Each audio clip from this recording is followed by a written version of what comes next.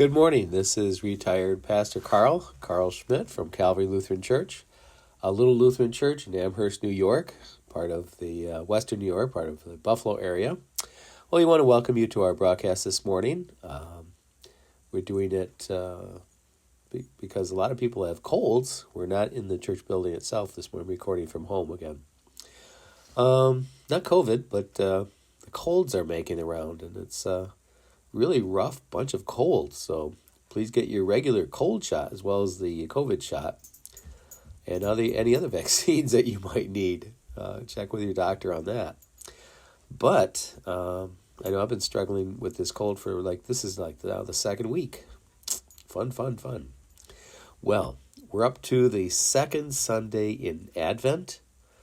We're halfway through Advent, actually, and the 4 Sundays before Christmas. And the text assigned for this morning is from the Gospel of Luke, the 21st chapter, verses 25 to 36. And it talks about end times. Okay, so I'll read this here.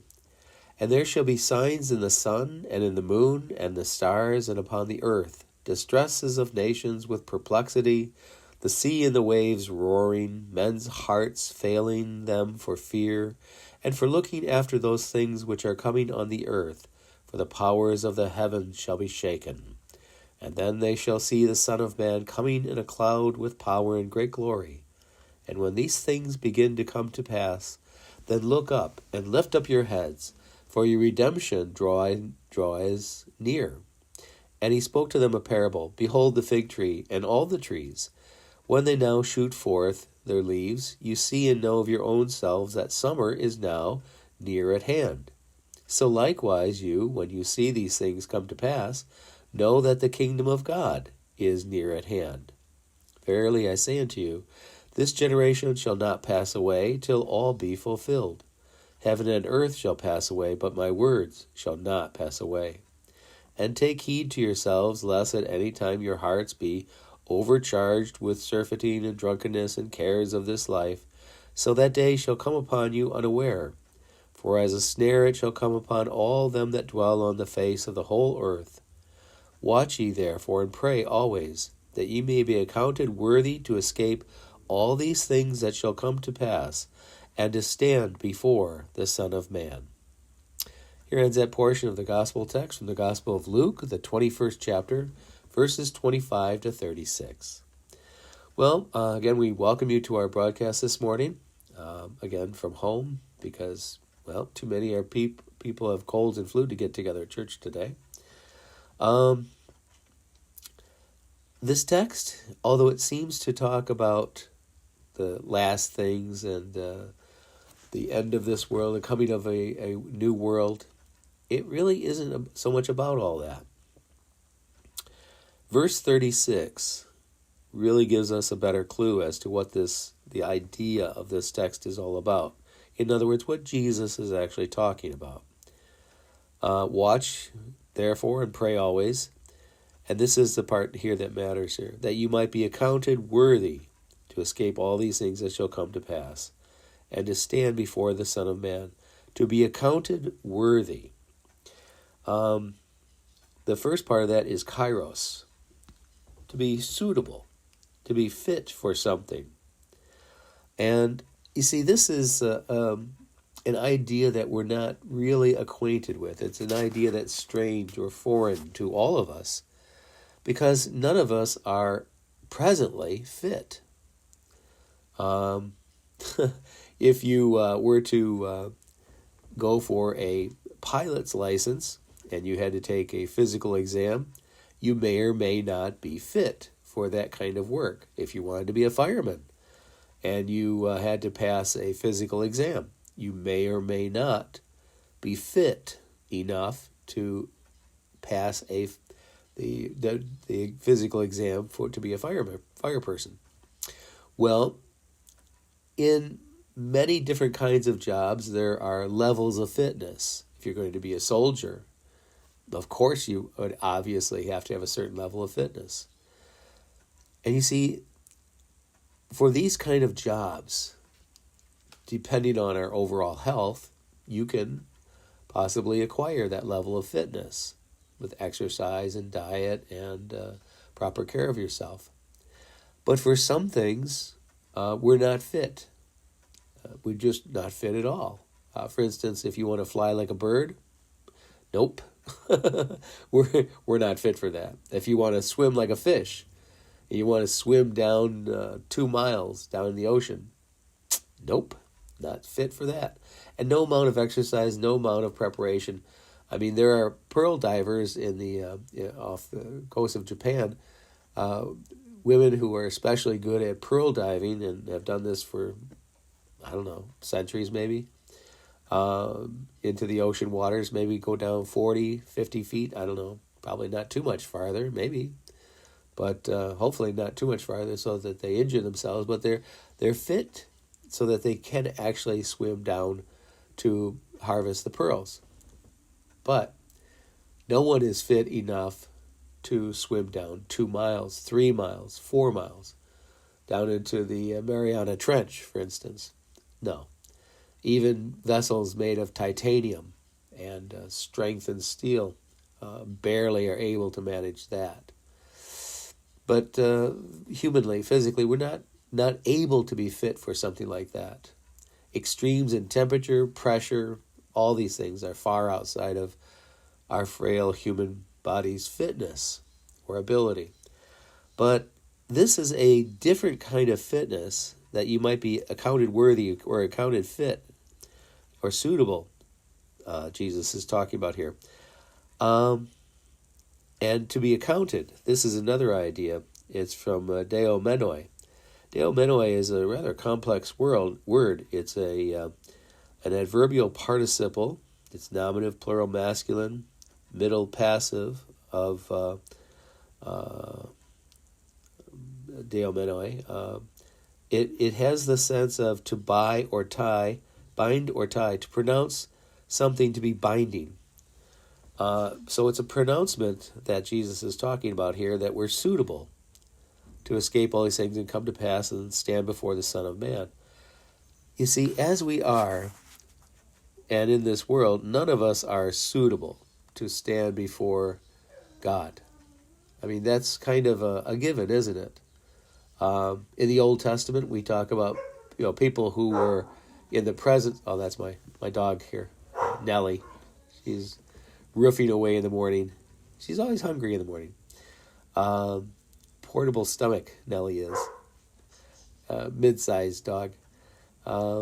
Gets hungry quick. Anyways, so the idea of to stand before God in the Old Testament was considered to be something not possible for man. That if someone came into the presence of something divine, one would simply die. To even touch the Oran or the ark meant that a person would simply die. And one person did. He reached out to, as they were moving the ark from one place to another, and he thought that the people carrying it stumbled when in fact the ark carried them, that he should reach out and steady the ark. And as soon as he did reach out, he died. So even to approach something holy in our frail human form is not possible. We're not fit. We're not suitable. But here Jesus is talking about to be pronounced, a binding announcement that we are suitable to stand before God. And this is what the idea behind this text really is. It's not about the change of the earth, the sun, the moon, and all that sort of thing. That we have nothing to do with. That's not our job. That's altogether God's job. And one thing I try to stay away from is stuff that is the job of God, because frankly, big deal. We're not part of it. We can't influence it one way or the other. It's just not our thing. But to be pronounced in a binding way that we are suitable or fit to stand before Him, that's something, again, that is also His job. Now, it sounds like it would be something that's our job. You have to be a good person, right, to stand before God. You need to be somewhat holy, right, pious or whatever. But that would be wrong. That's not the idea here. The idea is to be pronounced in a binding way to be suitable or fit. And how does God achieve this? Well, it's not by any of our own preparations. It's not by what we might do. It's not by trying to be pious or holy or good, as logic would indicate. Logic would say if you want to stand before the Holy One, you should at least try to be holy. No, wrong idea. Because, common experience teaches us that the more you try to be holy, the more you try to be good, the less you find that you actually are. It's just how experience teaches us. Anybody who thinks otherwise is either A, lying to themselves, upokrites, according to the Greek, a hypocrite in the English, because you don't see who and what you really are, or secondly, you're on a fool's errand. You are trying to behave when in fact your actual estate is crooked, broken, wrong. So in either case, either self-deceived or fool's errand, the attempt to pronounce oneself suitable to stand before God will always fail. But on the other hand, when God says, "Oh yeah, no, you're good. Come on, go over here. Yeah, you little knucklehead. Yeah, come on, have a seat." This is when it's all done, taken care of.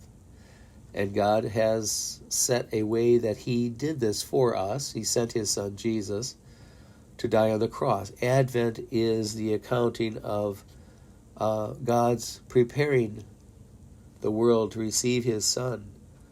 And in that story, Jesus goes to the cross, dies on the cross for the sin of the world, and is resurrected to free us from sin and death and condemnation and guilt.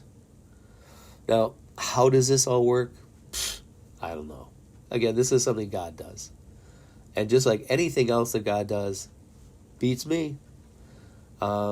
Scientists spend their lives investigating all the minute little things that God has done in the past.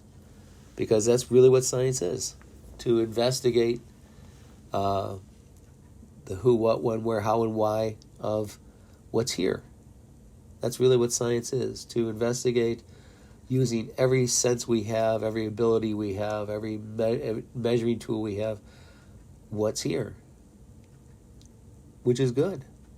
But one thing science can't do is to pronounce us suitable to stand before God. This takes an act of God Himself. Just as in science, we discover constantly how inscrutable, how amazing everything that is here is.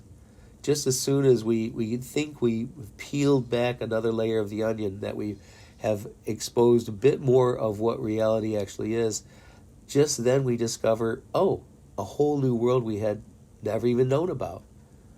When I was a little kid, I'm 64 now, they talked about the atom. And that was the ultimate building block, the indisputable smallest particle of existence. Not even close.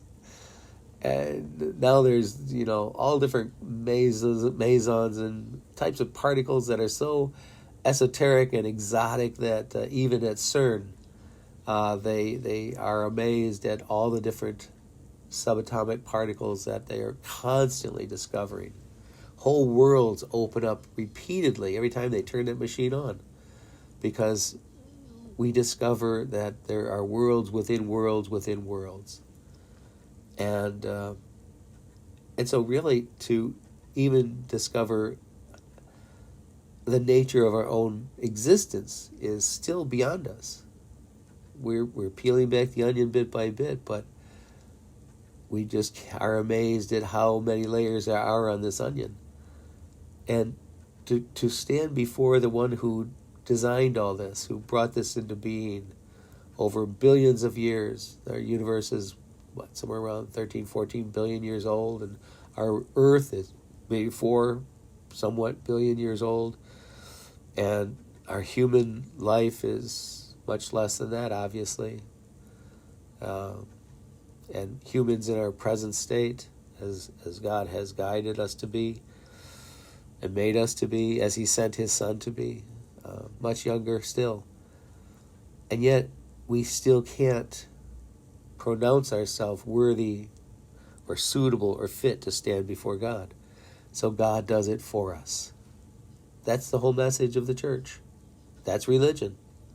That God has decided to declare us suitable, to make a binding pronouncement that we are his children, that he has adopted us. He has reconciled us. He has separated us from all that is broken and sinful and wrong in this world, and declares us to be wonderful. Jesus says, do you not know that I have called ye gods? And so you are. That we will stand with the Son of God as brother and sister to him forever in our bodies that can never become sick or die. So this is the idea in this text from the Gospel of Luke, the 21st chapter, verses 25 to 36.